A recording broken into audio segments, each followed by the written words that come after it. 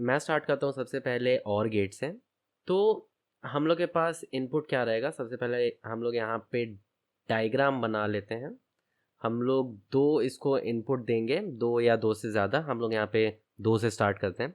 हम लोग इसको दो इनपुट देंगे और हम लोग को एक आउटपुट चाहिए, और हम लोग का आउटपुट क्या होना चाहिए, हम लोग का आउटपुट होना चाहिए a प्लस बी।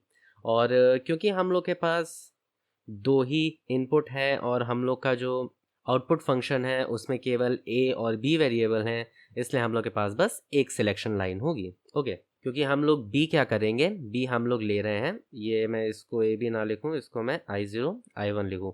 b हम लोग ले रहे हैं हमारे इनपुट से, और सिलेक्शन लाइन जो है ये हम लोग की a है। ठीक है, आउटपुट फंक्शन हमारा a और b है।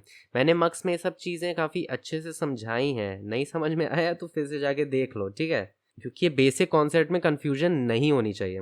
तो इसका मतलब कि अगर हम लोग इसको आइडियल एक्सप्रेशन से कंपेयर करें तो हम लोग इसको क्या बोल सकते हैं, A x plus x B, right, x B, क्योंकि हम लोग ए बी के फॉर्मेट में लिख रहे हैं, बी ए के फॉर्मेट में नहीं। ठीक है, तो ए एक्स और एक्स बी, इसका मतलब ये क्या है, ये है वन वन डोंट केयर और डोंट केयर वन। इसको हम लोग क्या लिख सकते हैं, इसको हम लोग 1 0 लिख सकते हैं, 1 1 लिख सकते हैं, इसको क्या लिख सकते हैं, इसको 0 1 और इसको 1 1।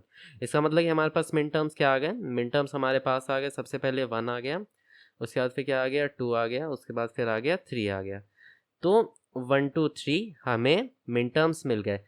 अब आप लोग को समझ में आएगा कि मैंने आपको क्यों पढ़ा दिया वो सारे कॉन्सेप्ट जो मैंने अभी जस्ट पढ़ाए थे, कि कैसे हम लोग मिन टर्म से इनपुट निकाल सकते हैं। ओके, तो अब हम लोग निकाल लेते हैं।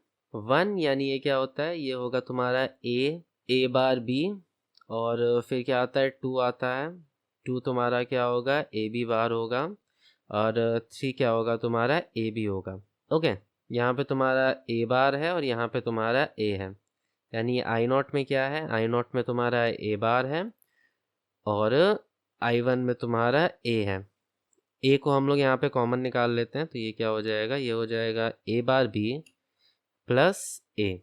ओके, ये हो जाएगा तुम्हारा 1। इससे हम लोग को समझ में आ गया कि ए बार यानी कि जो तुम्हारा i0 है वो है तुम्हारा b। ओके, तो i0 है तुम्हारा b, और i1 जो है यानी जो जो तुम्हारा a है, i1 है तुम्हारा 1।